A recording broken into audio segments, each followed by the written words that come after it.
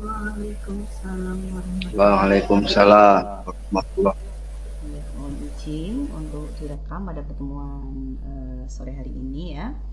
Baik Bapak Ibu, yang pertama-tama saya ucapkan terima kasih atas kehadirannya pada Meet sore hari ini. Dan pertama-tama kita ucapkan puji syukur kehadirat Allah Subhanahu wa taala bahwa kesempatan sore hari ini kita bisa berkumpul bersama dalam keadaan sehat, bisa bersilaturahim, bertatap muka walaupun via Zoom atau Meet pada sore hari ini.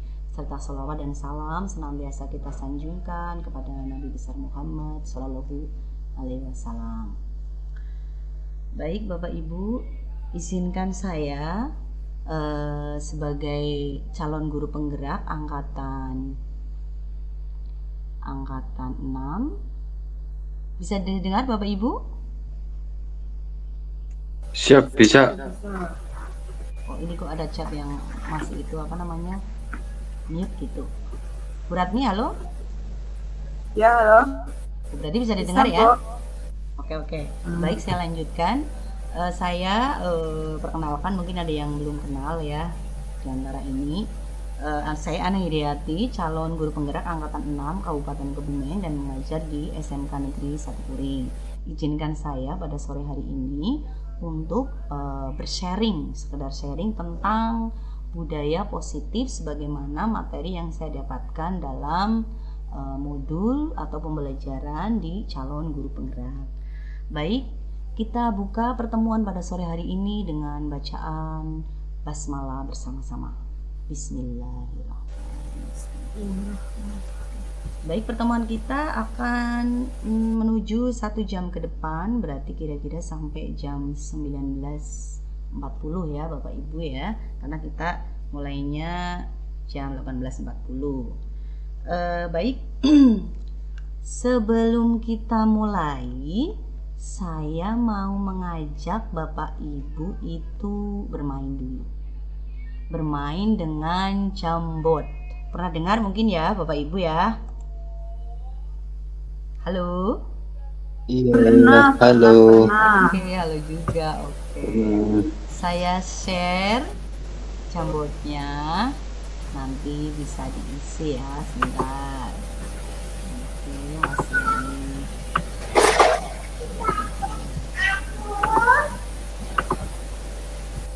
Saya share di kolom chat ya. Ya, silakan kita bermain di sana. Bapak Ibu nanti bisa tuliskan kegiatan Bapak Ibu sehari-hari atau hari tertentu di sana dengan format, nanti pakai sticky note ya. Di situ ada sticky note. Saya tuliskan perintahnya nih.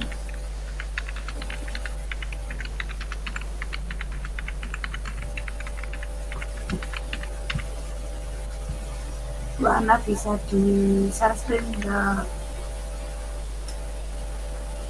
Oh, di share screen ya, langsung di situ ya. Oke. Iya Bu, biar kelihatan gitu.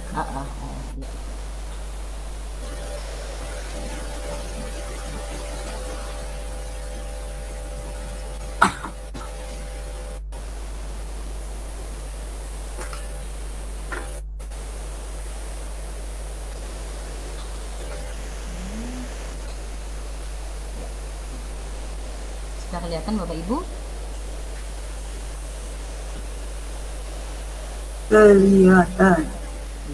Oke, sekarang bisa diisi dengan format nama Bapak Ibu, .2, terus kegiatannya apa coba?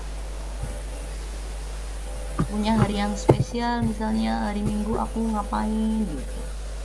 Salah. Apa hari yang menyibukkan? Ya, Ibu Ratni. .2, kegiatannya apa? Pasti kegiatannya menarik atau mungkin menantang atau mungkin melelahkan, banyak hal pastinya.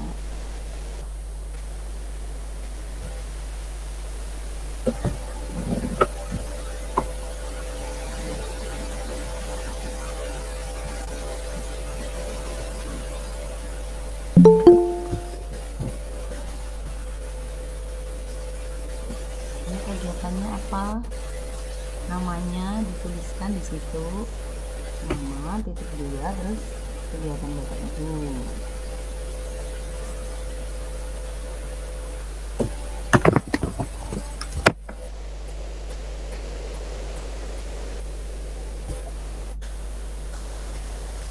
Rebahan. Bu Vivi, halo. Ini Vivi, kegiatan hari minggu rebahan. Ini punya siapa ini? Ini punya Bu Vivi yang warna pink ya, warnanya boleh ya, milih sesuka hati. Silakan yang lainnya bisa bergabung. Ibu Ratni, hari ini jadwal ngeles. Oke. Terus ada lagi yang lain mungkin? Pak Suharyadi, kegiatan sehari-hari tadi mulai pukul 8 sudah berangkat ke Gombong beli pompa air kolam koi karena mati. Wah, kasihan ini koinya mati lampu enggak ini karena mati lampu ini.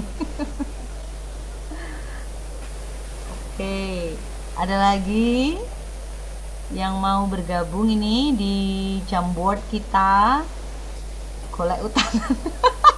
Ini siapa ini yang golek utangan? Yang bener aja. Ini siapa ini yang golek utangan ini? Nggak dikasih nama, coba diedit, dikasih nama coba. Halo?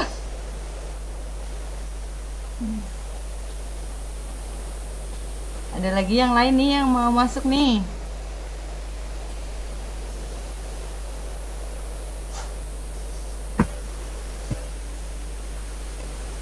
Yang golek utangan ini siapa nih yang golek utangan?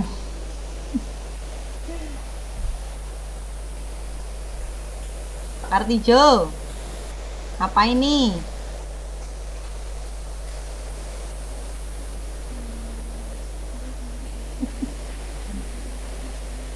Oke, baik Bapak Ibu.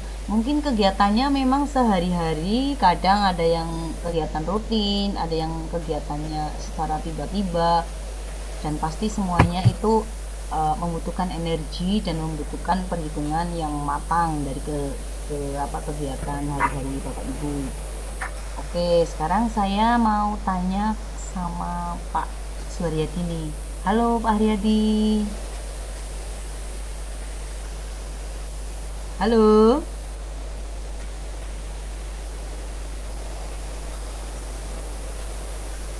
Pak Har. Oke, apa ini? Ya, coba kegiatan Bapak Ibu pasti memerlukan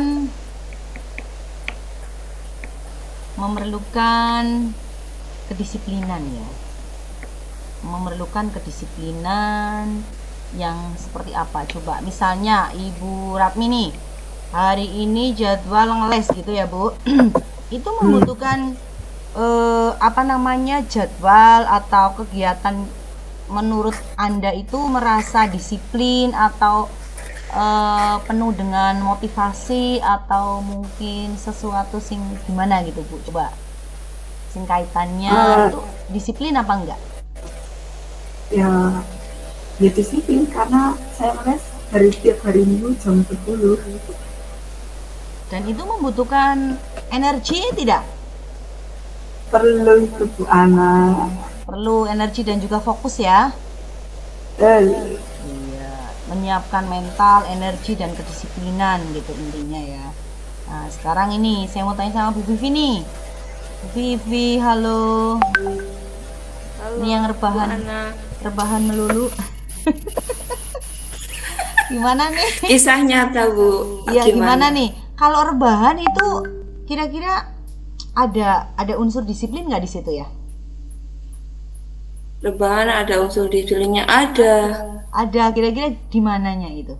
Ya sholatnya masih tetap tepat waktu.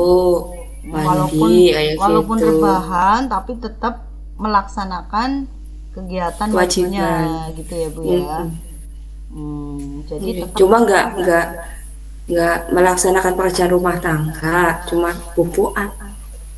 Iya, tapi tetap memerlukan apa sih namanya fokus dan energi kan. Ketika kita rebahan juga kita memikirkan hal yang lainnya begitu ya Bu. Iya, kalau rebahan suami ikut rebahan. Oke. Ya, oke. Kita main jambutnya kayaknya Ajur. kayaknya ini ya. Udah dulu mungkin ya jambutnya ya. Ini aja Oke. yang partisipasi 5 dulu ini nggak apa-apa, tapi sudah mewakililah dari semuanya ya. Baik Bapak Ibu, sekarang saya izin untuk share menuju ke apa yang mau saya sampaikan. Nah, di sini itu saya buka dulu ini. Buka screen saya dulu. Oke. Ya. Sudah terlihat kah di sana? Sudah, Bu. Oke. Nih, tadi kan Belum. Mungkin masih OTW ya karena jalannya belum diaspal, otomatis kan perlu energi untuk sampai ke sana juga ya. Pak Rahmat ya? Halo, sudah sampaikah? Baru Oh, baru uwer. Oke, baru uwer. Ini tadi ada yang baru Mbak Rizka ya. Baru join, mungkin baru luang ya. Sudah terlihat ya, Bapak Rahmat? Sudah terlihat jelas banget ini Bu. Wah, luar biasa. Mantap. Oke. Terus kan, terus. Terima kasih. Ya, ini kaitannya apa? Tadi kita bilang main jambot, kegiatan sehari-hari kita ya. Ya dikaitkan saja lah ya, walaupun tidak terkait gitu. Oke, di sini saya akan bersharing tentang budaya positif. Ini judulnya sharing santai budaya positif sebagai aksi nyata dari kegiatan saya di modul 1.4 sebagai calon guru penggerak. Oke, tadi kita berbicara tentang disiplin. Saya mau tanya nih sama beberapa peserta. Kira-kira makna disiplin itu apa sih menurut Anda yang ada di sini? Halo semuanya, boleh mengajukan atau raise hand mungkin? Ya. Silahkan. Atau siapa ini yang raise hand tadi ya? Oh, Ibu Vivi, oke. Silakan Ibu Vivi. Mungkin punya definisi sendiri tentang disiplin. Gimana? Apa itu disiplin? Ibu FI. Disiplin menurut saya taat patuh. Taat patuh terhadap Konsisten Bu Ana. Konsisten. Taat patuh terhadap konsistensi diri. Konsisten berarti Iya, diri kayak kita gitulah. apa yang setiap hari kita lakukan ya itu gitu ya. Begitu ya. Konsisten. Oke. Iya. Berarti itu dibutuhkan tidak Bu Vivi konsisten itu? Dibutuhkan selalu Bu Dibutuhkan Ana. selalu dalam setiap kegiatan kita ya. Setiap aspek kegiatan. Setiap aspek kegiatan itu butuh konsisten apapun itu ya. Oke. Di sini juga ada Pak Rahmat yang mau berbagi tentang disiplin. Apa itu disiplin? Oke, silakan Bapak Rahmat, Pak Muji. Disiplin itu tepat guna, tepat waktu. Nah, Tepat guna. jadi seperti itu. Tepat waktu.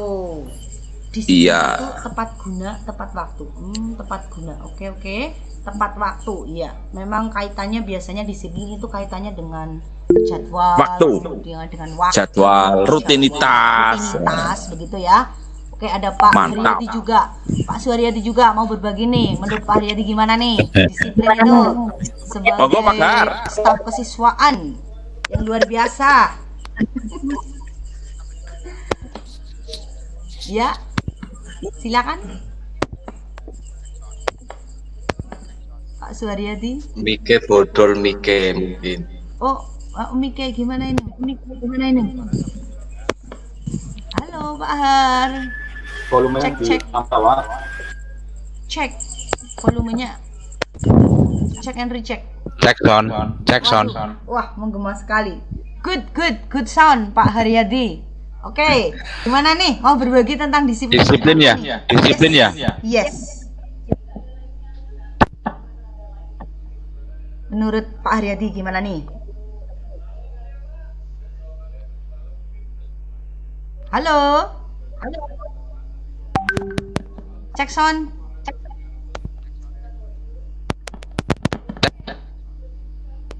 Oh, speakernya agak bermasalah ini Pak Haryadi. Tadi bisa kok Pak Har. Ya bisa masuk ini.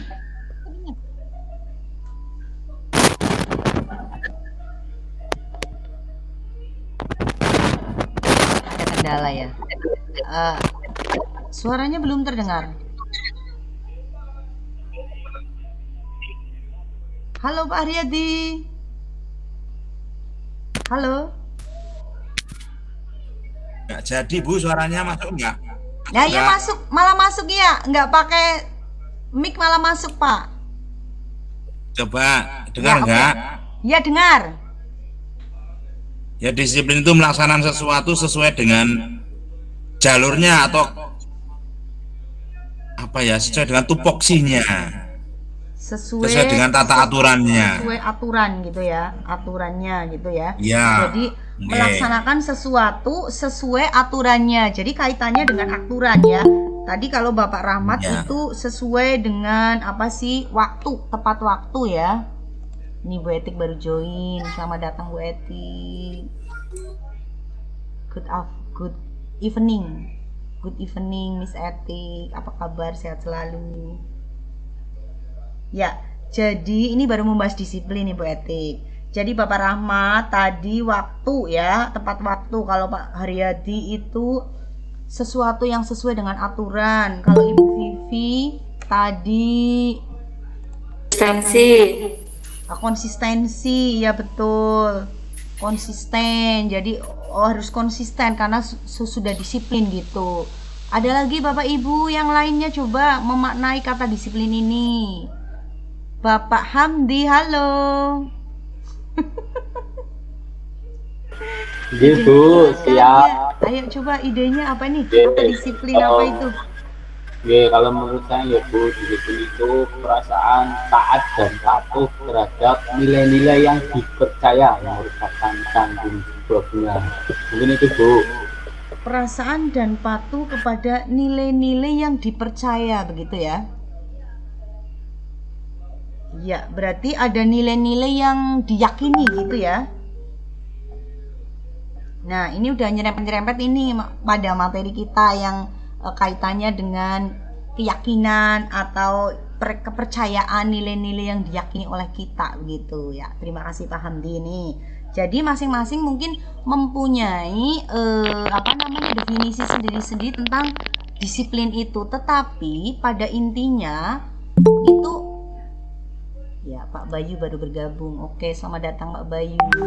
Pada intinya mungkin kita mengartikan disiplin itu kaitannya dengan aturan, begitu ya, dengan sesuatu yang yang sudah paten begitu ya. Nah, kita lihat di sini disiplin positif dan nilai-nilai kebajikan universal. Kita berangkat dari makna disiplin dulu nih. Disiplin diri membuat orang menggali potensinya menuju sebuah tujuan apa yang dia hargai. Namun dalam budaya kita, makna kata disiplin telah berubah menjadi sesuatu yang dilakukan seseorang pada orang lain untuk mendapatkan kepatuhan. Tadi seperti dikatakan oleh siapa ini yang hubungannya dengan aturan, Pak Haryadi ini ya, kepatuhan nih kepada aturan. Kemudian untuk mendapatkan kepatuhan, kecenderungan umum adalah menghubungkan kata disiplin dengan ketidaknyamanan. Ya nggak sih? Merasa nyaman nggak dengan kata disiplin itu? Bukan dengan apa yang kita hargai atau pencapaian suatu tujuan mulia. Gimana nih? kalau kaitannya kita bilang disiplin itu dalam tanda kutip ada rasa nyaman nggak di hati Bapak Ibu? Coba. Kalau terbiasa, Bu, kalau terbiasa. Iya. Gimana Pak Rahmat? Kalau terbiasa. Ya kalau terbiasa nyaman, Bu.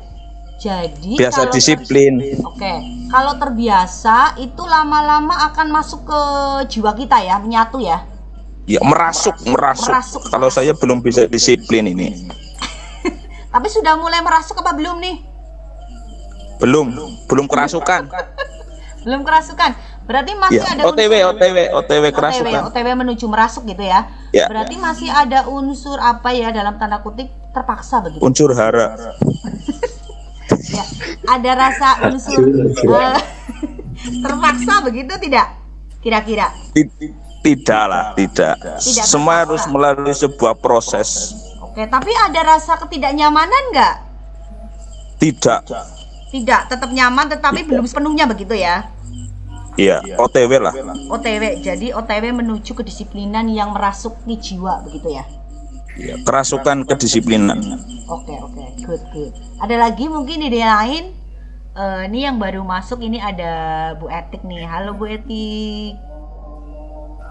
Halo. Halo.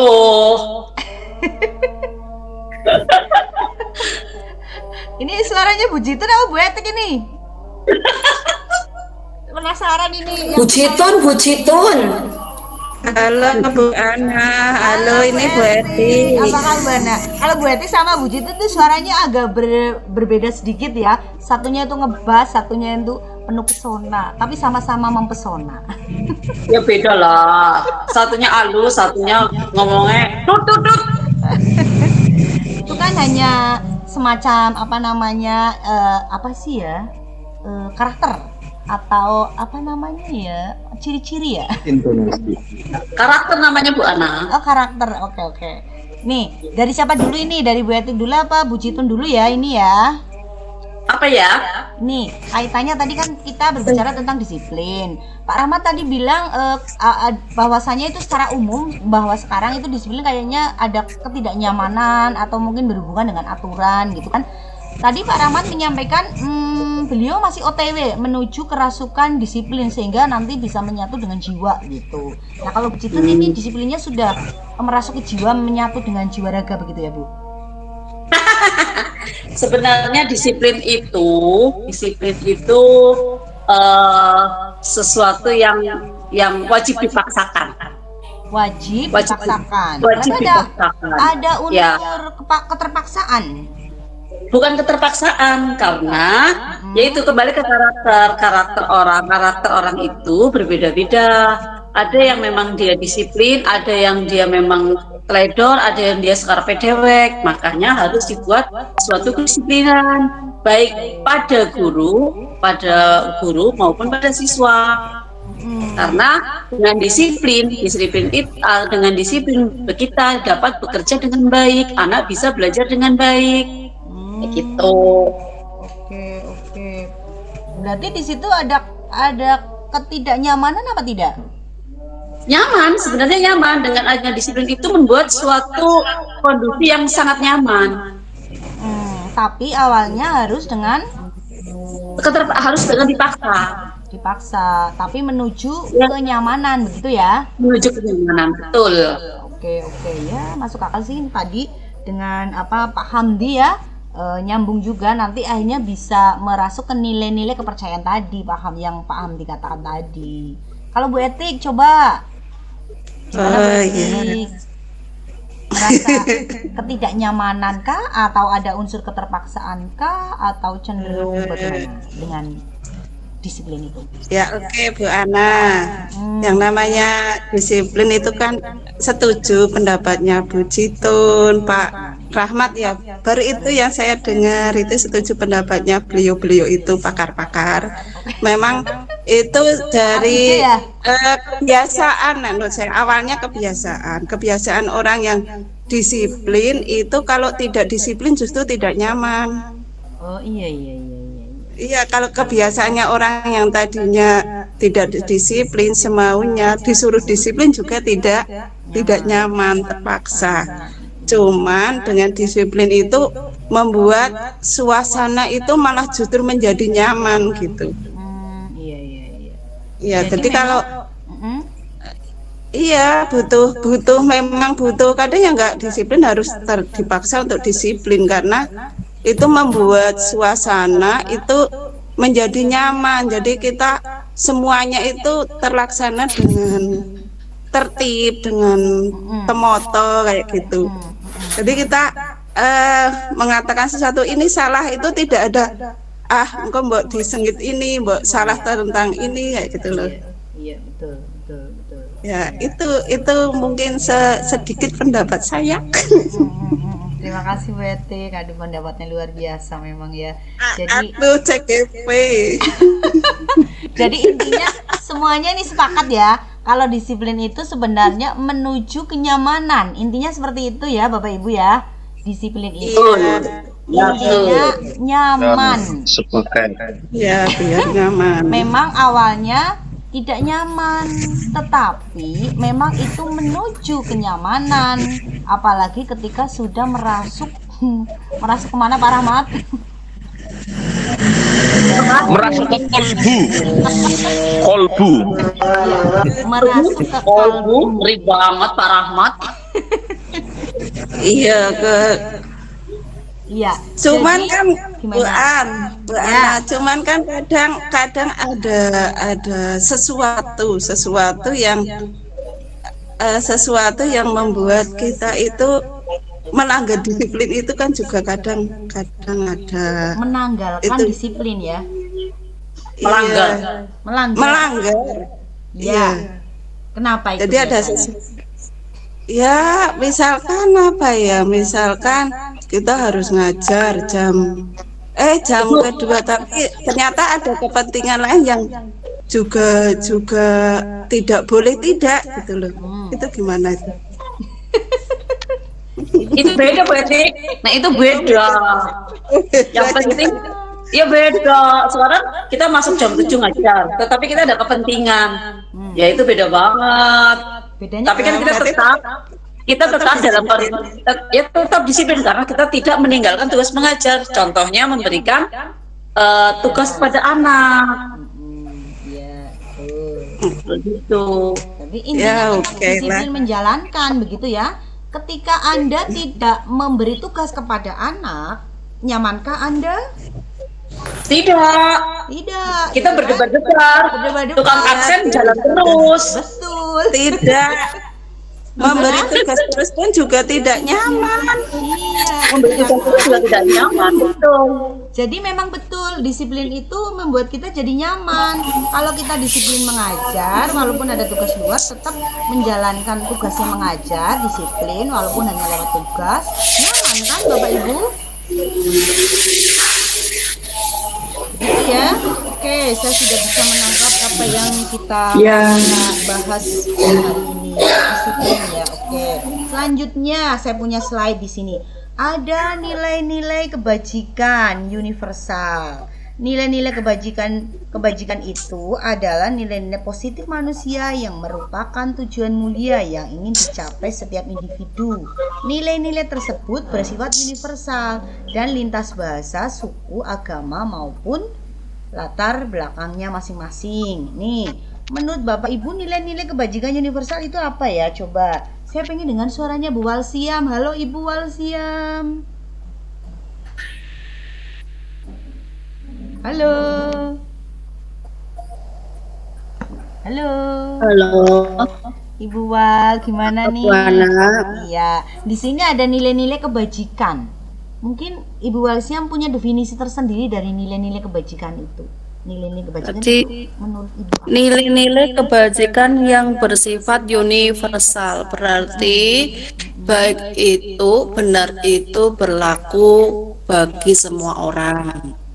Iya, Tidak memandang agama, mungkin tidak memandang baik begitu ya. rasa, umur ya. Baik itu baik universal berarti berlaku untuk semua orang. Iya, Tuh, jadi kebaikan itu untuk kebaikan semuanya, nilai-nilai yang terkandung di dalamnya, begitu ya Bu?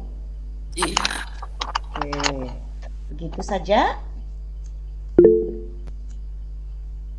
Oke, ada yang tunjuk jari, Ibu Vivi, halo. Gimana Ibu Vivi? Punya nilai-nilai kebajikan? Menurut oke Bu Ana, menurut saya itu nilai-nilai kebajikan itu ada nilai tanggung jawab, Iya, tanggung jawab. ada nilai integritas, Ya, integritas, ada nilai komitmen, ada percaya diri, masih banyak lagi, itu diantaranya. Itu ada contoh dari nilai-nilai kebajikan universal tadi ya, begitu ya? Iya Bu Ana. Terima kasih. Ada lagi yang lain kah? Ini yang tunjuk jari. Belum ada, oke. Ya, jadi nilai-nilai kebajikan universal itu ya tadi yang menurut secara umum itu baik ya. Semua orang menyatakan itu oke, begitu. Jadi ya oke, seperti itu. Seperti yang dikatakan Ibu Vivi tadi, ada tanggung jawab, orang yang bertanggung jawab ya baik, begitu. Itu diantaranya ada kebaikan universal atau nilai-nilai kebaikan ya. Menuju ke berikutnya, slide berikutnya. Di sini ada teori motivasi, hukuman, dan penghargaan restitusi. Oke, ada pertanyaan dari saya nih. Di situ ada teori motivasi. Nanti sebelum menuju ke motivasi dan sebagainya itu apa sih? Sekarang yang saya mau tanya nih, Bapak Ibu kalau melakukan sesuatu itu ada apa maksud? Ada latar belakangnya apa tidak ya? Kalau melakukan sesuatu, pasti ada latar belakangnya kan? Ada unsur motivasinya kan? Kalau melakukan hal-hal kegiatan atau apapun itu pasti ada apa namanya? Ada latar belakangnya. Kenapa saya melakukan ini, begitu ya? Saya mau tanya nih sama Bapak Bayu. Halo Pak Bayu. Pak Bayu, halo. Pak Bayu. Lagi ke belakang ya. Ada Pak Kartijo nih. Halo Pak Kartijo. Pak Kartijo. Pak Tije. Pak Juli. Oke, Pak Juli, halo. Ketika Pak Juli melakukan sesuatu, itu ada motivasinya kah? Kepencet Bu, kepencet. Aduh, ngomongan nangge. Kepencet ya. Iya, nggak apa-apa. Saya juga mau tanya sama Pak Juli. Iya, lagi ngeriang bayan. Oh, lagi nangis ya? Ya sambil ngomong ya. Ya sambil ngomong. Oke. Baik, ada Bu Rizka. Halo Bu Rizka. Bu Rizka. Halo.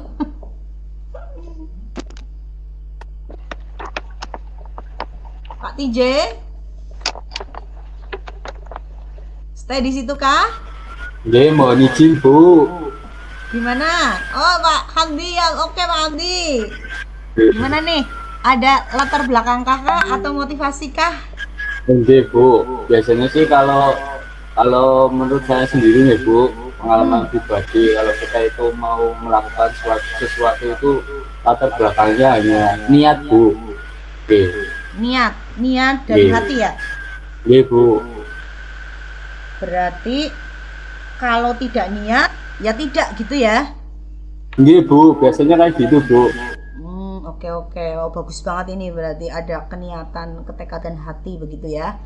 Ada lagi mungkin yang lain ini, Bapak Ibu yang lain, motivasinya apa sih jenengan berangkat gasik sebelum jam 7 harus sampai di sekolah itu?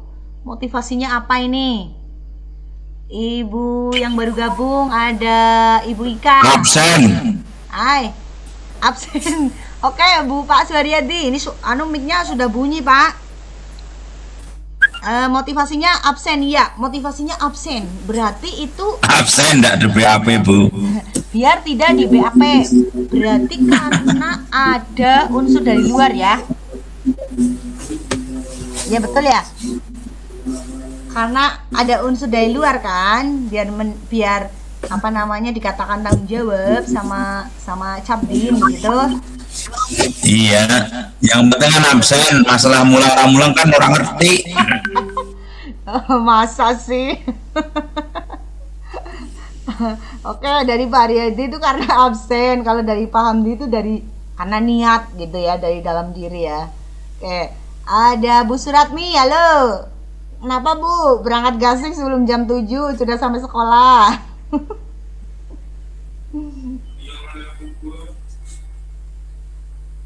Suaranya belum masuk. Kenapa, Mbak? Kenapa nih jam 7? Ya, semua orang melakukan sesuatu itu pasti ada motivasi atau ada latar belakang. Iya.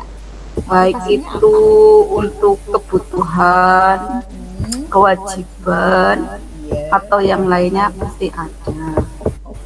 Kalau saya berangkat gasik ya karena memang tuntutan harus absen sebelum jam 7. Karena kewajiban begitu ya. Iya. Berarti karena aturannya harus jam 7 ya, jam 7 begitu ya. Tapi dari hati itu enggak? Iya. Dari hati niatnya memang seperti itu.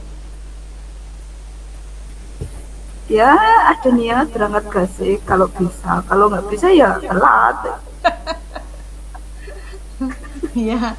Oke Bapak Ibu, di sini saya punya ada 3 motivasi nih menurut Diane Goosen ya. Motivasi perilaku manusia. Yang pertama apa? Untuk menghindari ketidaknyamanan atau hukuman. Ini Pak Haryadi nih. Untuk menghindari ketidaknyamanan nih, hukuman.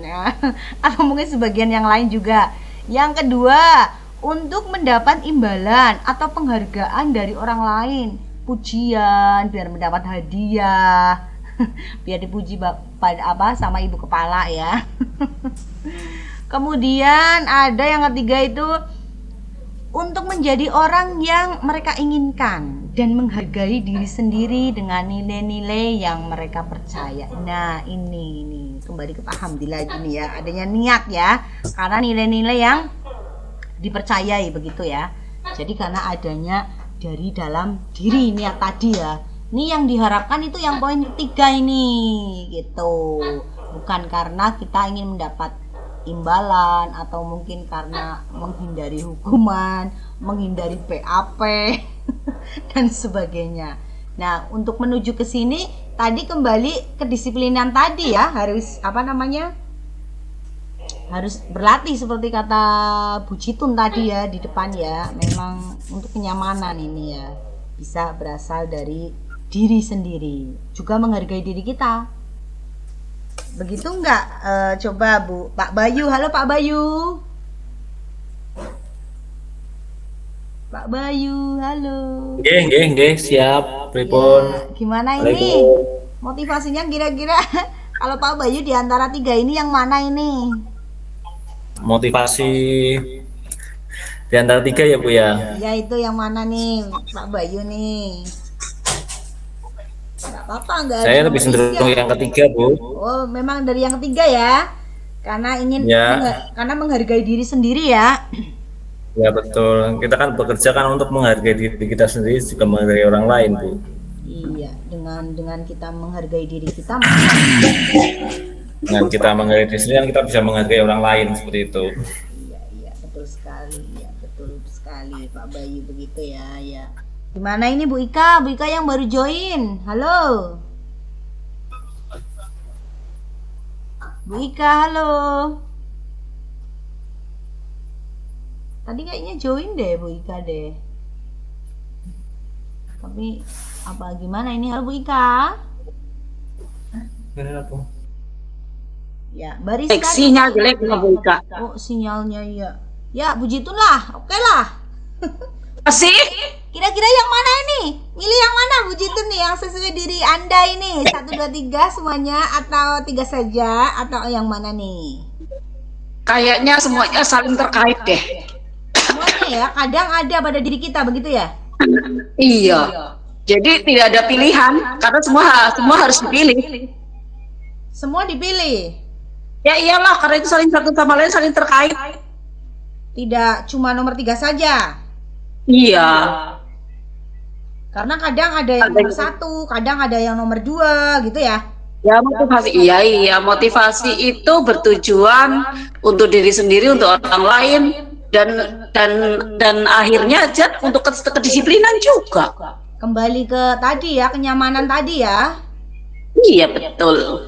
Oke, jadi intinya mungkin kalau kita memilih poin 3 saja, mungkin memang ya bisa, tetapi tidak sesaklek itu mungkin ya. Apa gimana ini? Ya itu sih tergantung diri sendiri sebenarnya. Poin 1, 2, 3, tapi poin 1, 2, 3 semuanya kan saling berhubungan, saling terkait satu sama lain. Itu tidak bisa dipisahkan. Iya, betul. Kalau kita mengatakan cuma poin 3, kadang juga kita menghindari hukuman, menghindari sesuatu biar tidak terkena apa gitu kan ya? Iya, hukuman itu kan terjadi karena tidak disiplin. Iya. Kadang kita juga nomor 2 juga ya, pentialem gitu juga bisa juga ya. Yes, betul. Kadang namanya orang memang manusiawi lah ketika kita butuh suatu apresiasi dari orang lain atau dari atasan kita. Betul nggak Bapak Ibu?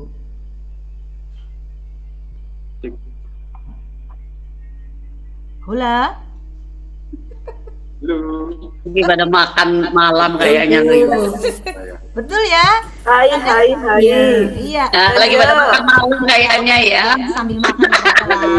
Oke, jadi ini tadi Bu Jitun menyimpulkan ini sebenarnya tiga-tiganya itu masuk tiga-tiganya pada diri kita sebagai manusia yang pada umumnya begitu. Tidak mungkin kita fokus pada nomor 3 saja. Kadang kita juga butuh nomor 1, butuh nomor 2 begitu. Gimana Bapak Ibu, sepakat apa tidak nih?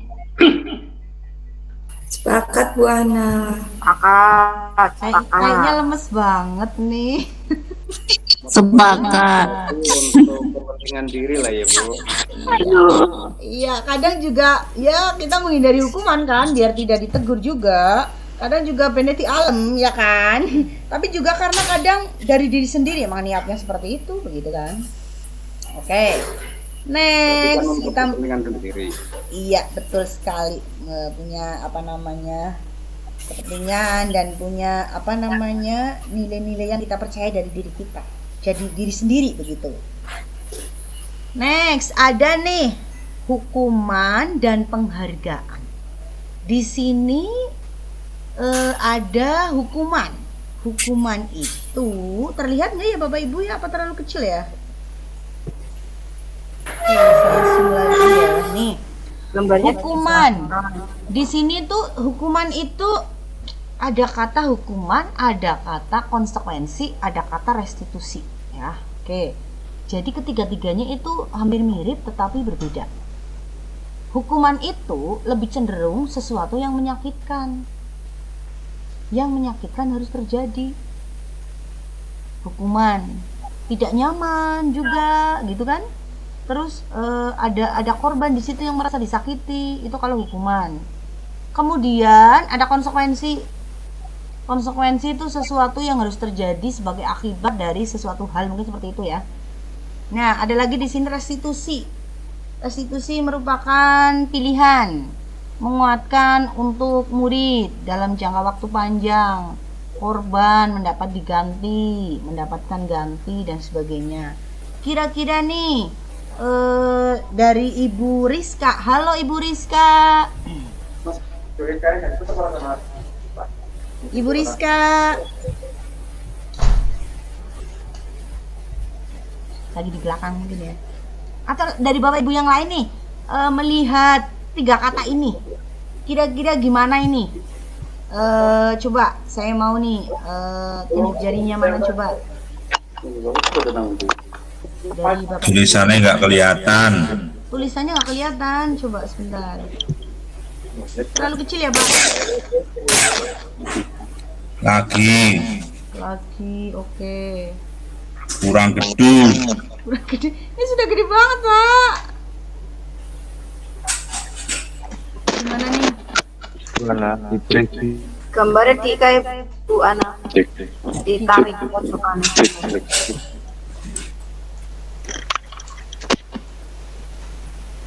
Coba nih sebentar. Gambar kotak itu. Gambar kotak ditarik pojokan. Udah kelihatan nggak? Kelihatan Bu Ana jelas. Ya, kelihatan. Seperti yang tadi. Kelihatan, Bu. Ya, coba nih. Pakai HP samar-samar. Kacamata. Aduh, pakai HP ini. Coba nih. Bahar nih. Gimana Pak Har nih melihat ini ada hukuman, konsekuensi, restitusi. Ini kaitannya masih dengan disiplin nih. Gimana? Kacamata Bu, wis. Yo. Kalau Bu Jitun udah pakai kacamata dari tadi. Oh, udah jelas dari tadi mah. Loro kacamata. Luar dalam. Gimana Pak Har? Apa Bu? Ini ada hukuman, konsekuensi, restitusi nih. Gimana ini diantara ketiganya nih? Yang paling disarankan atau yang paling bagus sebagai kita sebagai guru kepada anak peserta didik itu kira-kira bagaimana ini? Ya Pak Haryati coba gimana Pak Har? Jangan saya Bu, saya biasa ngukum. Ya makanya karena Pak Haryati biasa ngukum, ini biar punya perbandingan gitu loh Pak, antara hukuman, konsekuensi sama restitusi. Ini gimana nih kaitannya nih di antara ketiga ini? Ayo jawab Pak Har, jawab. yang sesuai sebagai kita jadi guru kepada siswa itu kira-kira gimana Pak Har? Yang lain dulu Bu. Selaku yang biasa memberi hukuman. Yang lain dulu aja Bu, yang biasa yang beri hukuman kari dewek Bu Ana, yang beri hukuman gue tutup. Oke ya. Pak Kartije, belum ada suaranya dari tadi nih. Halo Jackson, sudah kelihatan ini? Oke. Sudah kedengeran Ibu, mohon maaf. Ini kondisi mikrofonnya ganti 12 kali ini belum jadi ini. Oh begitu ya, pantesan dari tadi nggak itu ya suaranya ya. Iya, oke. Oke, keluarkan pesonamu. Bapak Ibu narasumber yang kami hormati, izin menyampaikan ya apa yang saya tahu lah ya. Ya mungkin kalau untuk kita, kalau dalam artian kita di sekolah sebagai pendidik, kemudian kalau kita kaitkan dengan apa yang sedang kita atau pemerintah galakan tentang sekolah ramah anak dan sebagainya, mungkin untuk kepada anak kita lebih cocok atau lebih cenderung ke identitas sukses tentang kedisiplinan, yaitu restitusi. Oke, berarti lebih cenderung kita terapkan restitusi gitu ya Pak? Tetapi tidak semata-mata kita terus dengan langsung seperti itu, tetapi mungkin sebagaimana mungkin kalau kita lihat kesiswaan adalah unit penegak disiplin, artinya hukuman itu bisa juga diterapkan, tetapi perlu memperhatikan juga bahwasanya ketika menghukum itu kita bukan atau mungkin kita bisa mengganti kalimat atau kata menghukum ya dengan yang ada di situ, konsekuensi misalnya, atau sebuah pertanggungjawaban begitu. Karena Iya, karena di situ dimana kalau kita menghukum sebetulnya asal kita memberikan sebuah kesadaran, artinya kepada anak, artinya kalau kita memberikan kesadaran bahwa mengapa anak dihukum, kenapa kamu diberikan sanksi dan sebagainya, dengan dasar kesadaran dari anak, insya Allah anak akan melaksanakan tanggung jawab itu, pertanggungjawabannya itu juga dengan baik. Di samping itu juga mungkin nanti kita juga akan bisa memberikan penguatan melalui restitusi itu. Itu mungkin dari saya, Bu. Kalau ada kurangnya mohon dikoreksi. Oke, terima kasih. Gimana? Nggak ada kurangnya, sudah sempurna sekali. Jadi gini, mungkin tadi Pak Kartijo mengatakan hukuman itu bisa begitu ya, tetapi alurnya itu dari kesadaran anak terlebih dahulu begitu ya? Iya. Memberikan penyadaran pada anak. Memberikan penyadaran dulu terhadap anak bahwa dia itu salah, betul? Iya, artinya setelah misalkan, karena bagaimanapun juga kita kan misalkan kalau posisi di kesiswaan itu kan penegak disiplin. Penegak disiplin kan salah dan benar, misalkan begitu kan. Jadi anak juga tetap harus mendapatkan, diberikan pemahaman bahwa apa yang dilakukan itu salah, dan jika salah harus bagaimana, jika benar juga mendapatkan apa, kan seperti itu. Tapi Pak Kartijo, kan yang diberikan hukuman itu kan selalu bersifat positif toh, tidak semua disiplin pemberian hukuman itu negatif. Ya kan Pak Kartijo? Iya, makanya itu tadi bahwa memberikan negatif dan tidaknya itu setiap kita memberikan sanksi, memberikan hukuman pasti dengan maksud atau tujuan positif. Dengan maksud atau tujuan positif. Pasti. Tujuannya positif, tetapi setiap orang, setiap individu bisa memaknai yang berbeda. Sehingga kalau menurut saya penting dibuat alurnya, artinya dilarah lah, maksudnya bahasa Jawanya ya dilarah lah gitu ya. Kenapa kamu mendapatkan hukuman gitu? Artinya ketika anak itu melaksanakan hukuman itu, dia sudah dengan kesadaran bahwa oh iya ini karena salah saya sehingga saya siap melaksanakan hukuman itu kayak gitu. Jadi masalah positif dan tidak itu kan satu, karena kita untuk menjaga diri juga, karena Undang-Undang Perlindungan Anak juga melekat pada anak, tapi Undang-Undang Perlindungan Guru kayaknya saya belum melihat. Jadi ya kita satu untuk membuat ya tameng diri juga lah gitu. Artinya gini, kalaupun hukuman itu diberlakukan, saya kira tidak ada salahnya, karena selama siswa itu memang benar-benar melakukan suatu tindakan kesalahan, tetapi perlu diberikan kesadaran, perlu diberikan alur kenapa sampai terjadi pemberian sanksi dan sebagainya, sehingga anak itu ketika misalkan nanti ada pertanyaan dan sebagainya, kita bisa memberikan jawaban yang sesuai parameter yang kita standarkan begitu. Terima kasih. Tapi tetap akhirnya anak itu dapat hukuman juga begitu Pak Kartijo, kesimpulannya? Iya, hukumannya itu nanti kan bisa dalam bentuk menjadi sebuah, ketika awalnya kita mau menghukum tapi dengan kita memberikan penguatan kan jadinya bisa jadi konsekuensi atau sebuah restitusi, Bu. Oke. Iya. Jadi awalnya memberikan hukuman tapi kita juga bisa masuk menjadi itu sebuah konsekuensi. Kenapa kamu melanggar? Kenapa kamu dihukum? Ya karena saya salah. Berarti kamu salah. Kalau dihukum wajar nggak? Wajar, Pak. Oke, kalau begitu itu kan konsekuensi. Tetapi kita juga bisa memberikan penguatan menjadi sebuah restitusi gitu, Pak. Ya. Jadi di-match-kan begitu?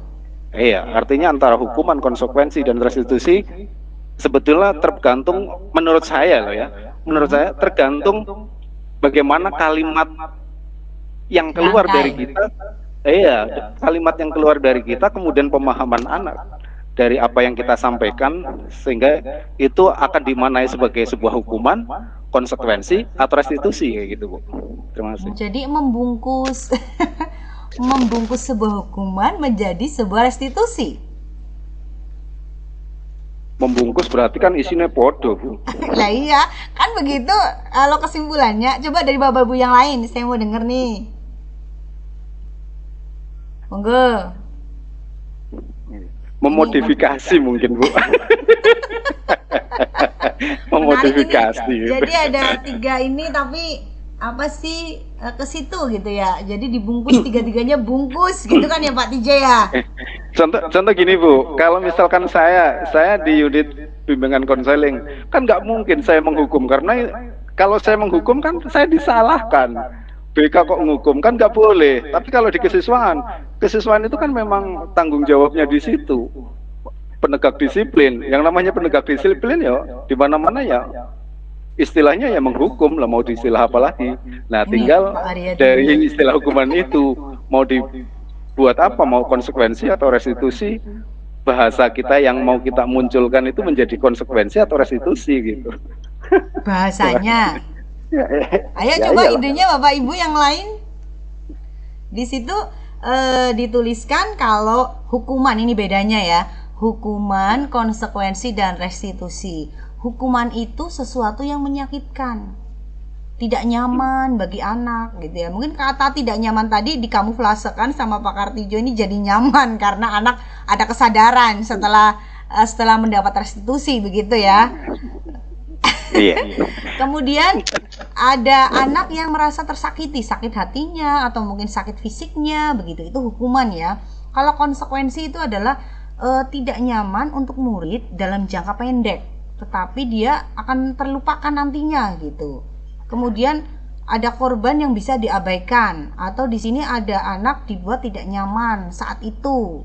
Jadi sesuatu tetapi tidak dalam jangka waktu yang panjang begitu kalau konsekuensi ini, atau sebagai akibat dari dia melakukan sesuatu begitu. Kalau restitusi di sini ya, restitusi itu kita tawarkan kepada anak sebuah pilihan. Jadi cenderung memberikan kesadaran kepada dia gitu ya. Kemudian ditulis di situ, dituliskan untuk menguatkan anak dalam jangka panjang, jangka waktu panjang. Kemudian restitusi juga korban mendapat ganti, kemudian anak mendapat penguatan. Nah, kira-kira yang disampaikan oleh Bapak Kartijo tadi, menurut hati panjenengan itu bagaimana? Coba kita sharing di sini, Bapak Ibu. Ayo, suaranya mana ini? Kira-kira gimana nih? Kan tadi Pak Kartijo sepertinya memang masih ada, tidak bisa dihilangkan ya Pak TJ ya, yang namanya hukuman ya. Iya sebetulnya makanya itu mungkin kalau kita dengan sekolah ramah anak, maaf cek sound. Iya. Dengan adanya anti perundungan, jadi kata hukuman itu menjadi sesuatu yang dalam tanda kutip mungkin haram lah gitu untuk bahasa sekolah ini. Iya, makanya mungkin kita dari hukuman itu kita perhalus lagi menjadi sebuah konsekuensi misalnya. Nah, bagaimana menjadi dari kita supaya tidak menjadi menghukum tetapi menjadi sebuah konsekuensi. Nah, sebelum kita memberikan tindakan, anak diberi penyadaran dulu gitu. Anak diberikan sebuah pemahaman dulu. Jadi misalnya ketika terlambat bukan tiba-tiba, "Woi, kamu terlambat, push up 250 kali" misal gitu. Itu hukuman namanya kan. Tapi kalau misalkan ditanya kenapa alasan terlambat, kemudian ketika di alasannya mungkin masuk akal, dibenarkan, kemudian dia bisa diberikan pilihan, bisa menjadi restitusi. Kemudian diberikan oke, apapun alasannya, misalnya karena kamu terlambat, bahwa keterlambatan adalah menyalahi atau melanggar aturan, berarti kamu tetap harus menjalani sebuah pertanggungjawaban gitu. ketika anak sudah tahu kemudian dia melaksanakan dengan nyaman, artinya itu bukan merupakan sebuah hukuman lagi gitu. Tidak ada paksaan begitu ya. Iya, walaupun ya sebetulnya seperti tadi tidak ada yang melaksanakan dengan nyaman, tetapi setidaknya ada kesadaran bahwa itu mungkin sakitnya hanya sementara gitu. Tapi kalau hukuman bisa menjadi sebuah sakit yang berlanjut gitu. Mungkin karena dengan kalimat yang tidak memberikan ruang pada anak untuk misalkan kayak membela diri, diberi ruang untuk menyampaikan pendapat, alasan dan sebagainya. Gitu. Terima kasih. Jadi diberi kesempatan lah ya untuk diajak diskusi terlebih dahulu begitu ya. Ya oke ya. Kita diajak nanti diskusi kelamaan nanti. Kelamaan nunggunya ya. Oke ya. Diskusi. Oke, I get it ya, paham ya. Nanti kita alurnya menuju ke sana nih Bapak Ibu. Nih, kita menuju ke sana alurnya ya. Oke, di sini ada, saya kecilkan lagi. Ya. Yang tadi kayaknya nanti ada di belakang juga bagaimana kita melakukan restitusi ke anak seperti yang dikatakan oleh Pak Kartijo tadi. Oke, kita selanjutnya nih menuju ke sini. Dihukum oleh penghargaan. Kok ada dihukum oleh penghargaan? Ini maksudnya gimana? Saat kita berulang kali menjanjikan hadiah kepada anak-anak agar berperilaku bertanggung jawab, atau kepada seseorang murid agar mempelajari sesuatu yang baru, atau kepada seorang karyawan agar melakukan pekerjaan yang berkualitas, kita sedang berasumsi mereka tidak dapat melakukannya, atau mereka tidak akan memilih untuk melakukannya. Jadi sebenarnya itu suatu penghargaan itu bisa beraneka warna rasanya di sini ya. Jadi penghargaan itu kita kadang kepada anak kan menjanjikan suatu hadiah begitu ya. Nah ini sebenarnya efektif atau tidak begitu ya. Kita lihat di sini ya. Kalimatnya dihukum oleh penghargaan. Itu maksudnya bagaimana sih gitu kan? Nih kita lihat nih. Pengaruh jangka panjang, jangka pendek dan jangka panjang. Jadi yang namanya penghargaan itu tidak bisa kita untuk pengaruh jangka panjang. Dia pasti jangka pendek karena ada motivasi tadi, ada motivasi biar dapat hadiah gitu. Tidak merasuk ke jiwa itu kata Pak Rahmat tadi ya. Nah, di sini juga ada yang namanya penghargaan tidak efektif. Tidak efektif karena berlakunya hanya sebentar. Kalau sudah penghargaannya hilang ya hilang juga seperti di sapu awan begitu. Kemudian penghargaan merusak hubungan. Yang tidak mendapat penghargaan itu akan merasa gimana Bapak Ibu? Halo. Halo. Sepi sekali nih. Cek. Are you there? Yes. Masih di sana? Lagi mencermati penjelasan Bu Ana yang merdu. Wow. Iya, penghargaan tadi ini dikatakan merusak hubungan. Ini versinya ini tadi ya, gimana tadi Bu Vivi? Kok bisa merusak hubungan sih? Halo Bu Vivi.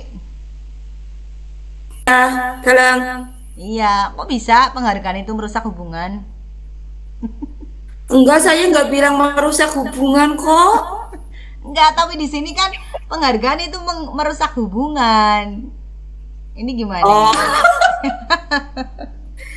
Jadi ini mengiyakan penjelasannya Ibu Ana, Ibu narasumber, bahwa penghargaan merusak hubungan itu ya untuk bagi yang tidak mendapat penghargaan. Ada semacam kecemburuan, Bu. Oh yes, right, betul, iya, oke. Jadi yang merasa tidak mendapat hadiah, otomatis kan ada rasa sakit di situ ya. Kok kasih gitu kan ya? Sama lah, anak-anak sama orang tua juga ada terbesit rasa seperti itu. Oke.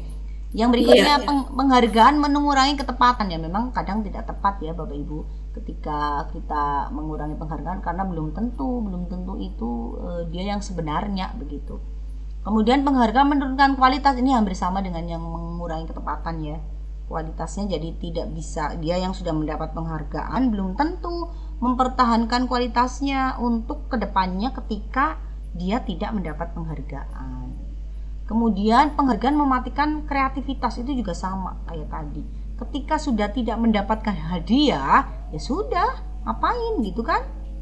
Kemudian penghargaan menghukum. Menghukum itu bagaimana ini?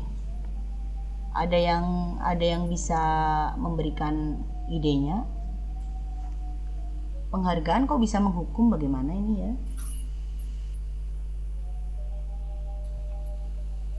Halo Bapak Ibu. Ya lu. Saya mau ke Pak Hamdi nih. Halo Pak Hamdi.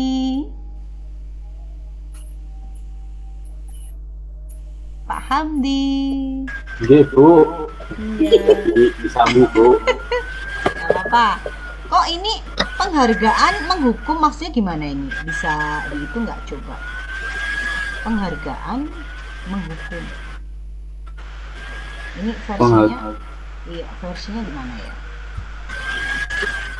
Tuh, kurang paham itu Bu.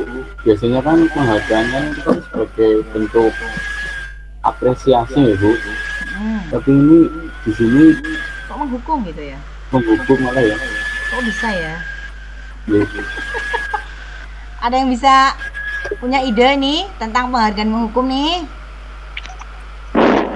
Ya mungkin. Ya Pak TJ. Nongol lagi nih saya. Ini nggak apa-apa. Saya suka. Gini Bu, mungkin ya. Jadi kalau kita melakukan sebuah tindakan atau berbuat sesuatu itu atas dasar hukuman, secara tidak langsung sebetulnya itu mohon maaf, atas dasar penghargaan. Iya. Sebetulnya secara tidak kita sadari mungkin itu membuat sebuah pembunuhan karakter kita. Artinya pembunuhan karakter yang karakter sesungguhnya. Jadi orang yang diberikan melakukan sesuatu itu atas dasar penghargaan, lama-lama mereka ya melakukan itu kalau ada penghargaan. Kalau tidak, ya nggak usah gitu. Jadi kesadaran yang muncul itu kesadaran atas apa yang akan dia peroleh. Jadi bukan karena dia mau dengan kesadaran sendiri, mau dengan memang ada niatan sesuai pembentukan karakternya, tapi membunuh karakternya. Jadi menjadikan dia terhukum oleh sebuah kebiasaan. Ketika dia melakukan, dia akan dapat imbalan, melakukan imbalan. Kalau tidak ada imbalan, dia tidak melakukan. Jadi ya seperti itu. Jadi itu menghukum atas pribadinya sebetulnya, mungkin pembunuhan karakter. Mungkin itu, mungkin gitu ya. Bisa masuk juga sih, bisa masuk. Oke.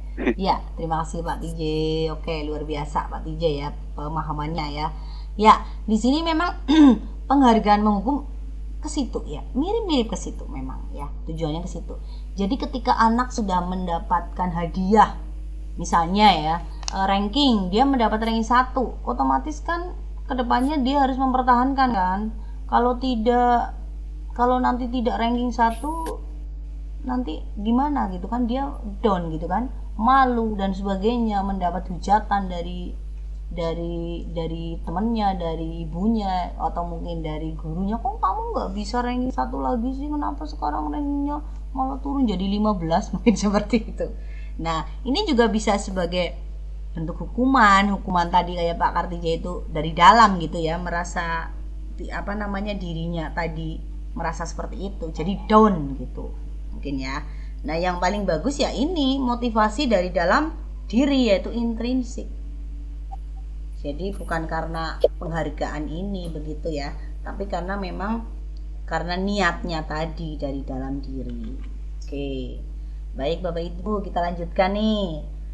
Kembali ke restitusi nih. Restitusi tadi seperti Pak Kartijo ini bungkusannya atau perpaduannya dengan tadi dengan hukuman dan dengan konsekuensi gitu ya. Nah ini ada restitusi, itu adalah sebuah pendekatan untuk menciptakan disiplin positif. Ya, disiplin positif. restitusi yang diharapkan dari guru kepada siswa, terutama kita sebagai pendidik ya, itu adalah sebuah restitusi, bukan sebuah hukuman. Karena restitusi itu bisa memperbaiki hubungan. Jadi restitusi bukan untuk menebus kesalahan, namun untuk belajar dari kesalahan. Restitusi adalah tawaran, bukan paksaan. Kalau tadi hukuman kan kita merasa dipaksa ya, sakit gitu, sakitnya di sini begitu ya. Kemudian restitusi juga bisa fokus kepada solusi, bukan fokus kepada kesalahannya yang sudah dilakukan dia. Misal dia terlambat, kita tidak fokus kepada keterlambatannya, tetapi kita fokus kepada agar dia tidak terlambat lagi begitu. Jadi solusi ya. Kemudian restitusi juga menuntun untuk melihat ke dalam diri anak tersebut ketika dia melakukan kesalahan. Restitusi mengembalikan murid yang berbuat salah pada kelompoknya. Jadi maksudnya ketika murid itu salah, nanti ketika sudah direstitusi, dia akan bisa kembali ke habitatnya. Maksudnya ke kelompoknya, ke kelompok yang baik begitu. Tidak melakukan tanda kutip kesalahan kembali. Restitusi diri adalah cara yang paling baik. Restitusi mencari kebutuhan dasar yang mendasari tindakan. Jadi kebutuhan dasarnya dia sebenarnya apa sih? Dia butuh apa di situ sehingga dia melakukan kesalahan seperti itu. Pasti kan ada kebutuhan yang tidak bisa dipenuhi sehingga dia melakukan kesalahan itu kan. Nah, nanti untuk melakukan restitusi ini ada caranya nanti di belakang ya. Ini mungkin gambaran dari apa itu restitusi. Jadi berbeda sekali dengan yang namanya hukuman atau konsekuensi. Begitu ya Bapak Ibu. Halo. Iya, halo Bu Ana. Halo, hai. Liar-liar. Aduh, suaranya sopo ya? Aduh. Suaranya kok. Aduh, gitu ya, dapat banget ah. Ya, kita lanjutkan lagi nih. Masih sebentar lagi selesai nih. Udah waktunya selesai. Ini tadi yang kita bahas nih hubungannya dengan restitusi. Biar kita bisa melakukan restitusi dengan baik, itu harus ada keyakinan kelas. Seperti peraturan sekolah, tetapi di sini kenapa bukan peraturan kelas gitu kan? Kenapa bukan peraturan sekolah gitu? Tapi keyakinan sekolah atau hal-hal yang kita yakini begitu. Ini lebih positif maknanya daripada kata-kata dengan kata peraturan. Seperti mengapa keyakinan kelas, mengapa tidak peraturan kelas saja gitu kan. Mungkin seperti ini, mengapa kita memiliki peraturan tentang penggunaan helm pada saat mengendarai kendaraan roda 2? Kenapa kita harus pakai masker? Kan seperti itu. Nah, di sini jawabannya adalah kalau misalnya kita pakai helm itu untuk keselamatan. Kemudian kita pakai masker juga untuk kesehatan. Nah, itulah yang namanya keyakinan. Jadi, keyakinan itu intinya kira-kira apa nih? Dan kesimpulannya. Ada yang bisa memberikan kesimpulan tentang keyakinan ini? Halo. Masih di sana? Ayo. Bu Vivi, mana suaranya Bu Vivi? Suaranya Bu Vivi mana nih? Bu Citun, halo Bu Citun.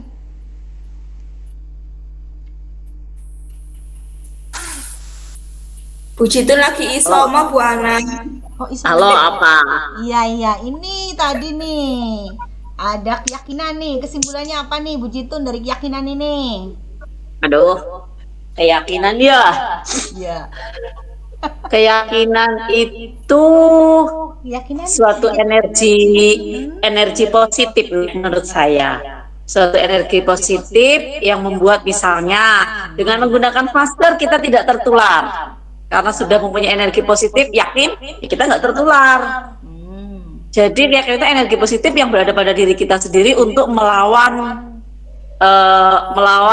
sesuatu yang negatif dari luar. Oke. Keyakinan diri untuk melawan sesuatu yang negatif ini ya, seperti itu ya, itu keyakinan. Masuk Iya, juga betul. sih, masuk. Oke, thank you. Saya mau dengar suaranya nih, Ibu Walsiam, halo.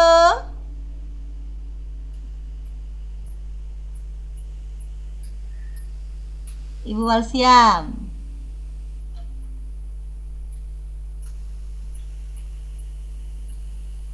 Halo. Halo Ibu, masih di sana kah? Halo. Yang halo Bu Pak Haryadi. Oke, Pak Haryadi saja sekarang coba. Gimana nih Pak Har? Kesimpulannya nih, kalau tadi Bu Jitun itu sesuatu untuk menghindari hal negatif, jadi kita menggunakan kata keyakinan. Masuk akal? Kalau Pak Haryadi punya ide lain nih. Ayo bakar.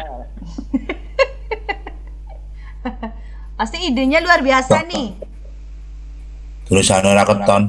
Waduh, masa sih Pak? Nih, dibingit tuh. Pertanyaannya apa, Bu? Pertanyaannya, menurut Pak Haryadi itu keyakinan itu apa kesimpulannya nih dari sini tadi kan? Keyakinan contohnya ini kenapa pakai masker biar sehat kan? Nah sehat itu sama kenapa pakai helm biar tidak kecelakaan atau biar selamat. Nah sehat dan selamat itu adalah suatu keyakinan. Nah menurut Pak Haryadi itu kesimpulannya itu apa?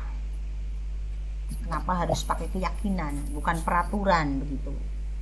Kesimpulannya kita harus disiplin. Selalu disiplin. Selalu disiplin. Jadi yaitu disiplin. Dari disiplin bisa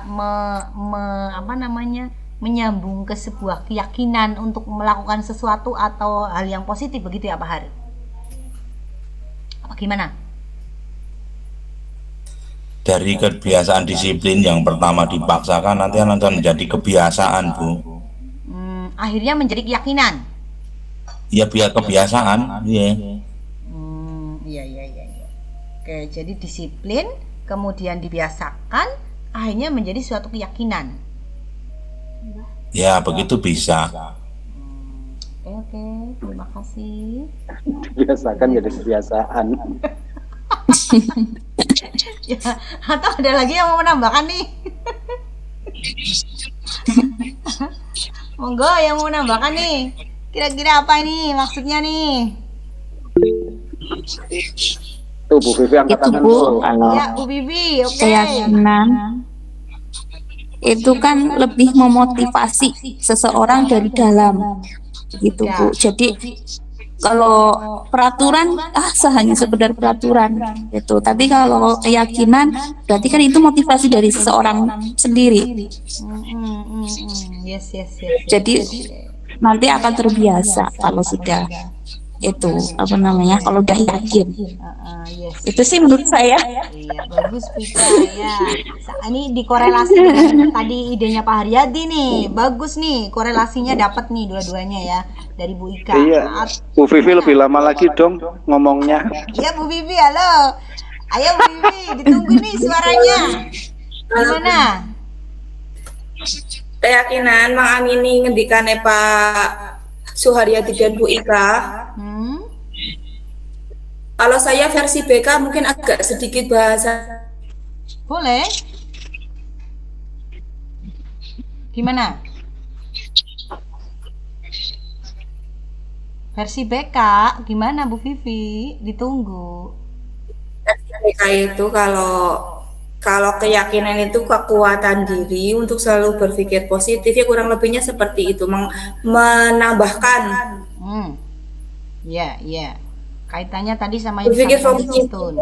Berpikir positif, iya, selalu menangkap peluang. Iya. Gitulah. Iya. Oke.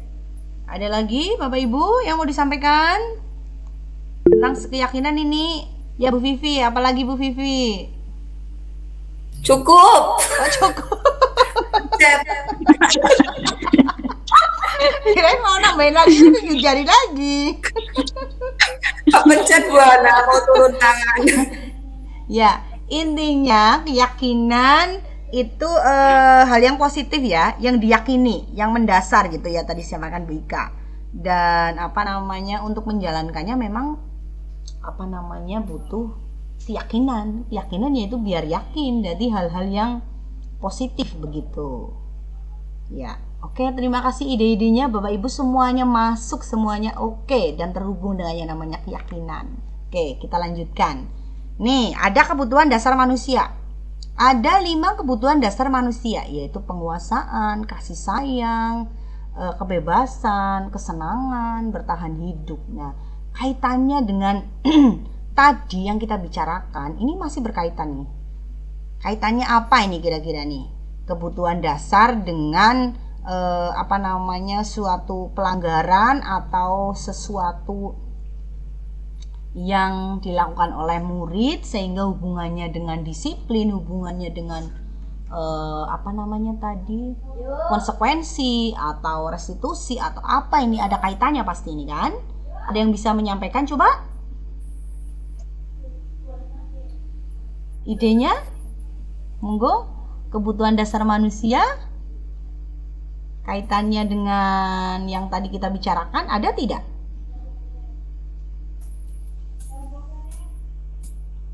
Halo Bapak Ibu.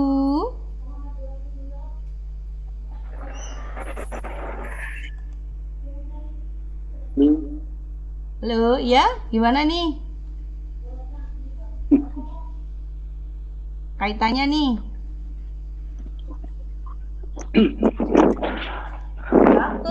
Kebutuhan dasar manusia dan dunia berkualitas. Di situ untuk bertahan hidup. Iya.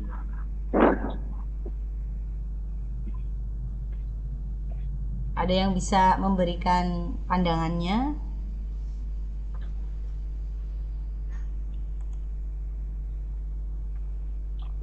Halo.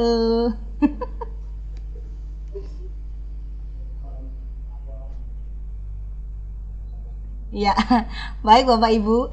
Jadi kebutuhan dasar manusia itu kaitannya dengan apa yang sudah kita sampaikan tadi.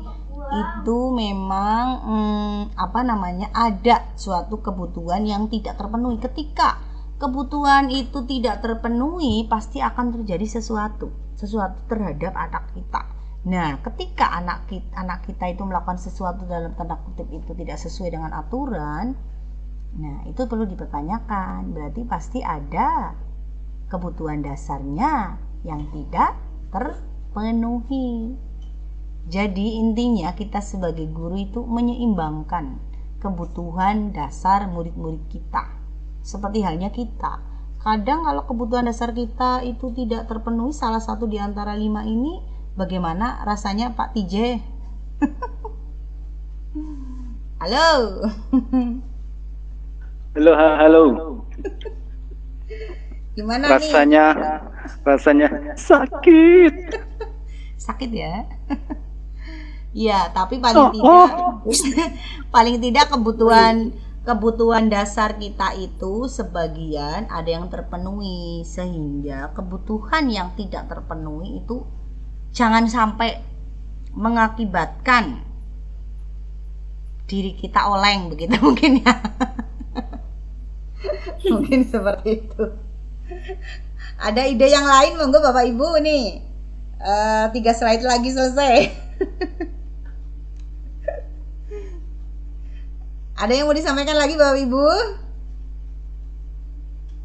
Halo. Halo. Gimana Bu Vivi terkait dengan ini kebutuhan dasar? Kebutuhan dasar harus sesuai yang dimonitor ya Bu? Ya enggak sih, enggak harus. Punya ide sendiri atau apa gitu. Gimana nih? Ada kebutuhan dasar Maslow yang itu yang Bu Ana yang 5 piramida itu, yang piramida. Oh iya, gimana? Wah. Ya intinya sama dengan ini. Mirip ya? Iya, sama, kurang lebihnya. Intinya kebutuhan dasar kita itu terpenuhi seperti itu, tetapi pasti ada kan Bu yang kebutuhan yang tidak terpenuhi, pasti kan ada. Ya yang cuma gitu ya.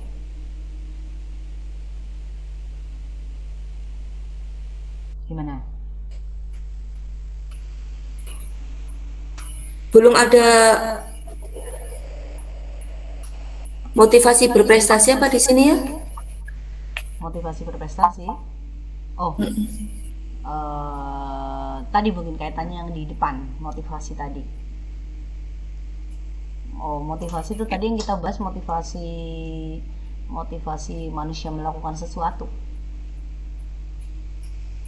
Ya, berarti ada lagi yang disampaikan Bu Vivi? Cukup. Oke, kita ke next slide ya. Nah, ini restitusi. 5 posisi restitusi. Kita sebagai guru itu sebenarnya itu ketika kita melakukan suatu restitusi seperti tadi Pak Kartijo dibahas di depan itu kita punya 5 posisi loh. Nih, kita mau di posisi yang mana ini? Di antara 5 ini. Ada penghukum, ada pembuat merasa bersalah, ada sebagai teman, ada sebagai pemantau, ada sebagai manajer. Ya, jadi 5 posisi restitusi atau 5 posisi kontrol kita sebagai pendidik, terutama kepada murid kita. Itu ada 5 ini. Kita termasuk yang mana nih? Coba saya mau nanya sama Bu Ika. Halo Bu Ika. Hai. Oke. Kalau Bu Ika ini kira-kira masuk kategori yang mana nih? Apa maksudnya? Kalau saya teman, Bu. Jadi dengan kita bersahabat atau menjadi teman anak itu biasanya akan cenderung lebih mengungkapkannya itu lebih enak. Jadi kita bisa menyelami apa yang terjadi di anak tersebut. Gitu. Masalahnya apa? Gitu. Kita nanti mencari solusinya bagaimana yang terbaik. Mungkin itu dari saya, Bu. Iya, jadi lebih cenderung anak itu nyaman gitu ya, karena posisi kita itu sebagai teman dia. Resikonya tenggelam Bu Ika. Kalau menyelam resikonya tenggelam. Halo, ada suaranya Pak Juli nih. Gimana Putra nih sudah? Karena saya bukan kesiswaan. Iya. Saya sambil ini Bu mengerjakan LK 2.2. Jadi cuma nyimak aja lah. Oke, nggak apa-apa. Tapi bisa dong memberi masukan tentang ini nih. Kalau Pak Itu Juli siapa pada sih, posisi Bu? mana nih? Oh, Pak Juli. Pak Juli bisa pada posisi mana nih di antara 5 ini? Coba.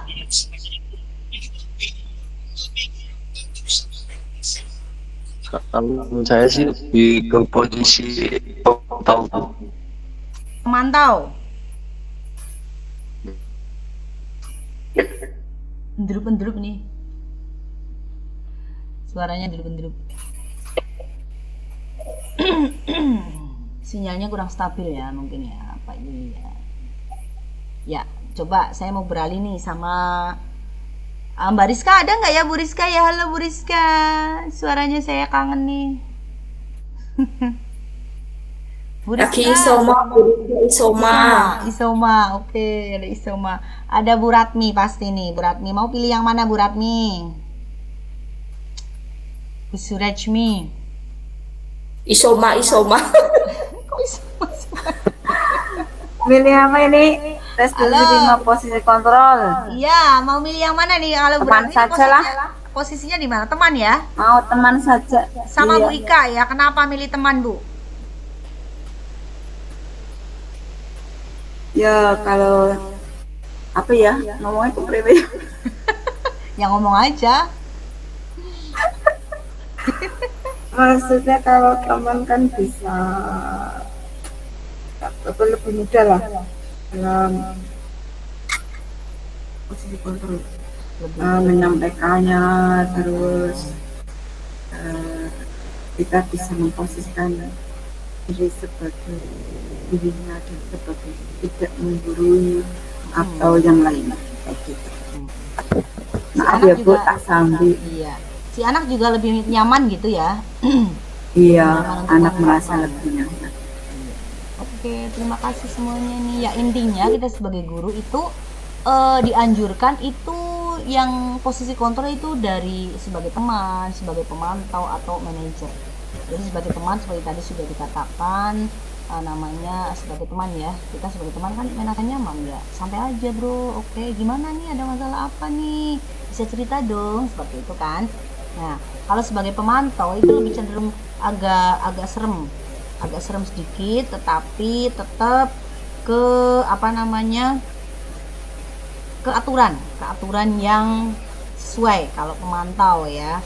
Jadi lebih cenderung memegang aturan. Aturannya kan jam 7 kamu harus sudah ada di sekolah. kok masih di sini? Gimana nih? Nah, begitu. Jadi ada aturan yang dipegang. Kemudian kalau pemantau itu juga lebih cenderung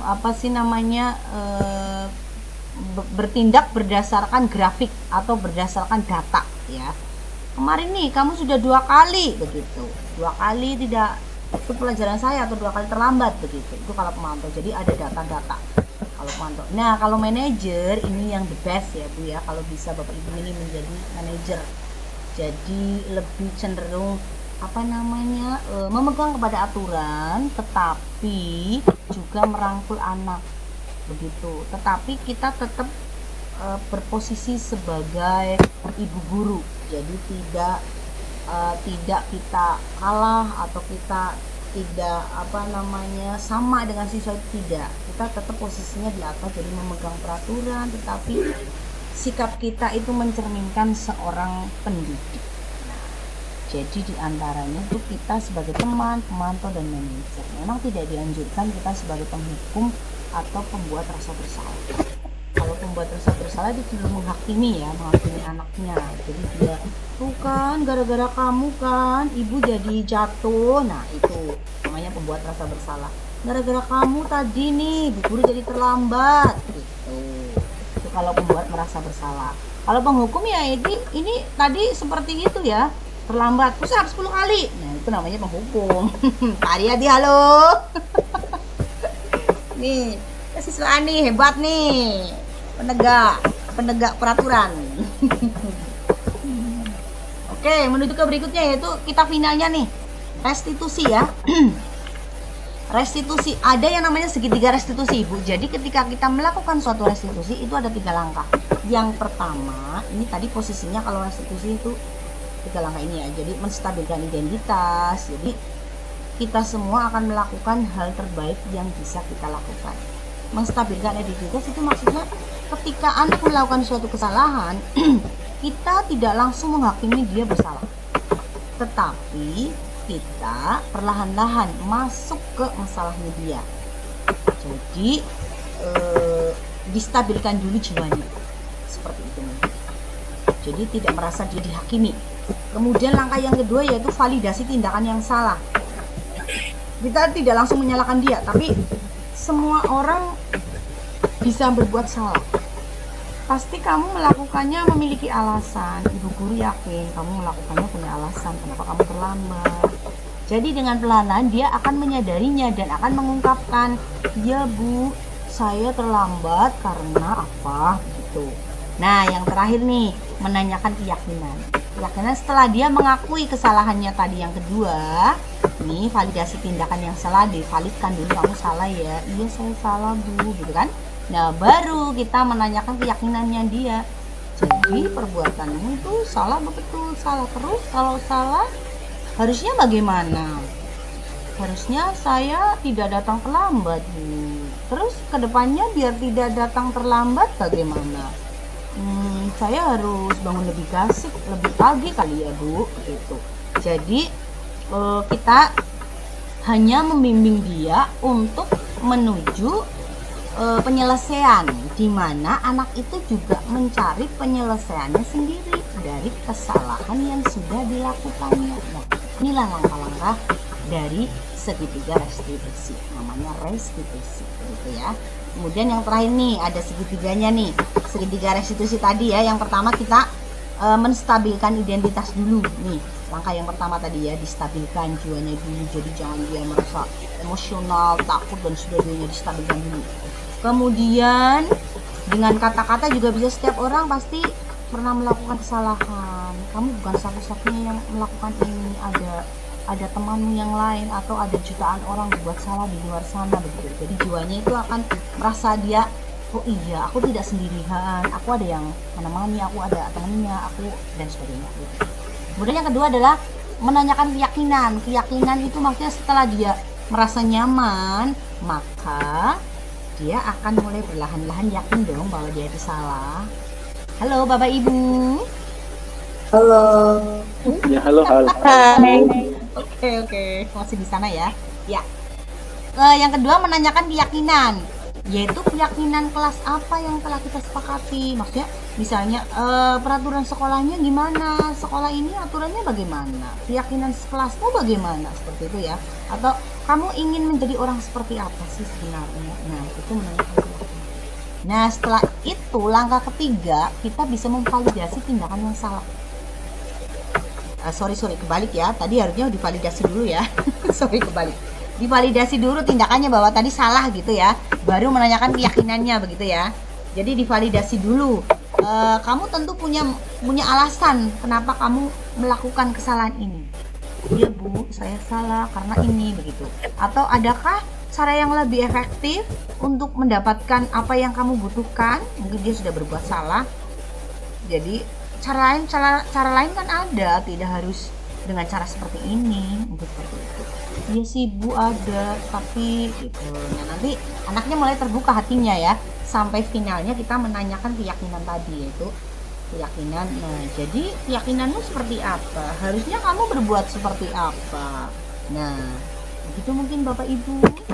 Ya, sampai di sini ya Bapak Ibu. Sudah pada ngerti semuanya nih.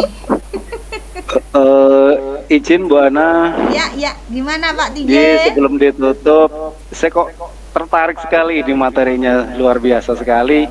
Yang mana? Dan secara semuanya lah ini, apalagi ini teori restitusi itu. Ya, luar biasa sekali.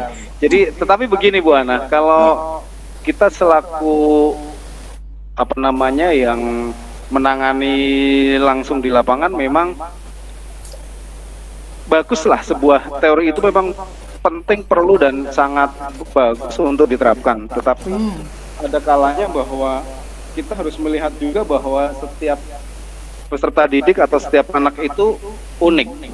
Yes. Artinya setiap kepala, setiap anak itu memiliki apa namanya, masing-masing mempunyai karakter yang berbeda. Kemudian kalau kita tidak bisa melihat itu, kita juga bisa jadi akan kena dalam artian ya mungkin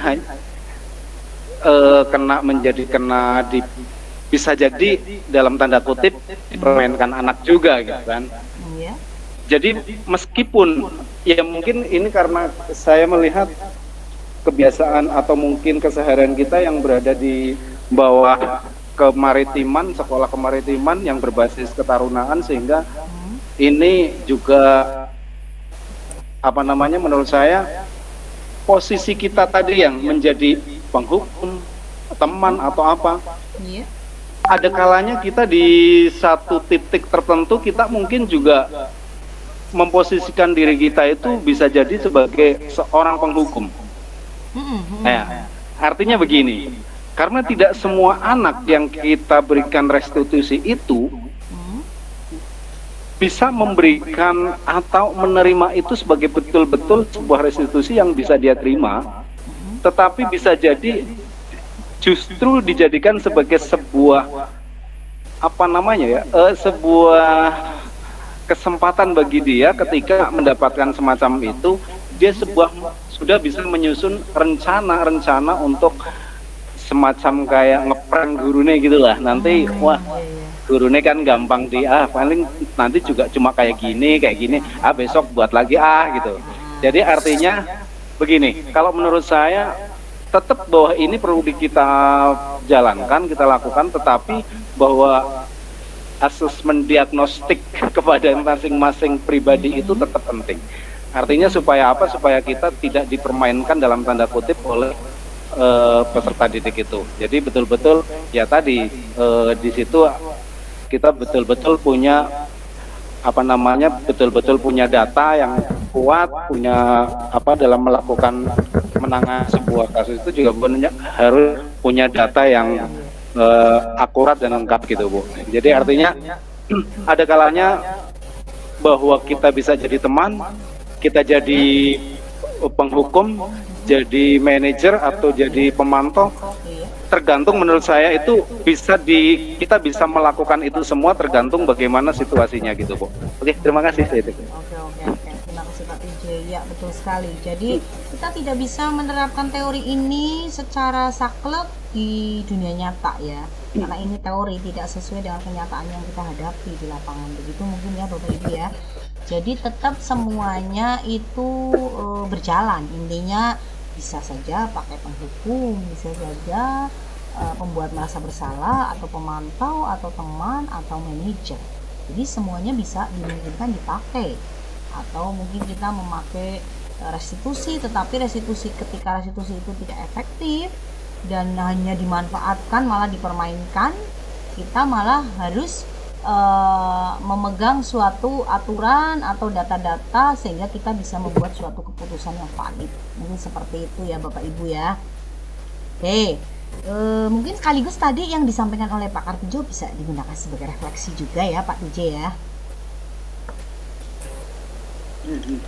Izin mungkin yang lain banyak yang lebih paham Ibu. Mohon maaf. Oke. Ya, ada lagi yang mau disampaikan sebelum kita berpisah, karena waktunya memang sudah cukup ya, sudah lebih dari cukup ya. Coba salah satu dari kita, saya pengen refleksi dulu, coba apa yang kita dapat hari ini, bagaimana perasaannya. Coba saya mau dengar Ibu Ika, coba Bu Ika. Ika, halo. Halo.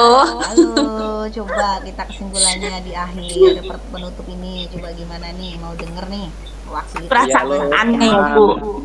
Ya, perasaannya, dan juga gimana sih kok dapat sharing dengan saya ini seperti ini, gimana Bu Ika, coba yuk. Kurang jelas Bu. Ya, sebagai refleksi. Jadi mau dengar Bu Ika nih sebelum penutupan pertemuan kita hari ini.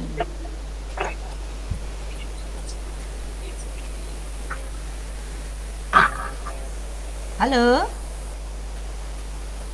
Bu Ika malah keluar nih. Out ya, terpental kali ya. Atau mungkin dari yang lain, coba salah satu. Oh, Bu Ika join lagi. Keluar masuk, kasihan. Ini pasti. Maaf Bu, sinyalnya jelek. Iya, paham. Ya, coba silakan Bu Ika, langsung saja.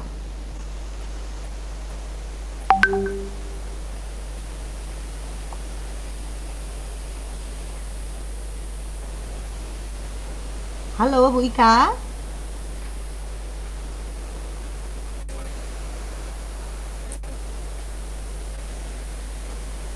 Halo. Dengar suara saya.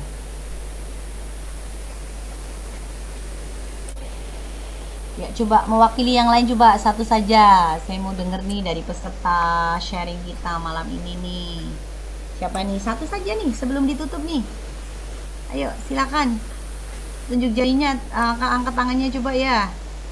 Salah satu nih yang bersedia memberikan refleksi hari ini nih, pertemuan kita, pesan dan pesan atau apa begitu. Ya, silakan Bapak Ibu.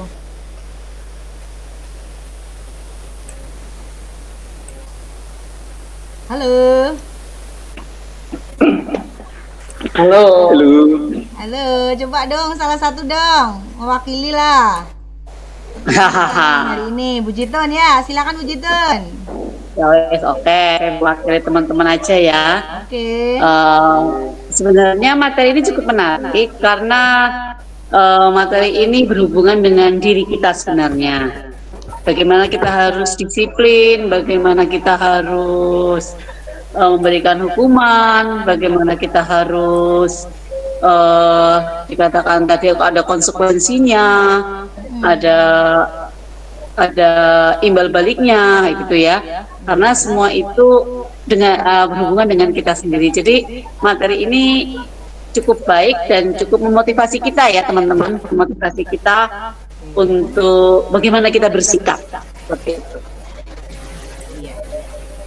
Terus begitu mungkin Bu Ana? Ya, perasaannya gimana nih dapat bisa sharing di sore hari ini?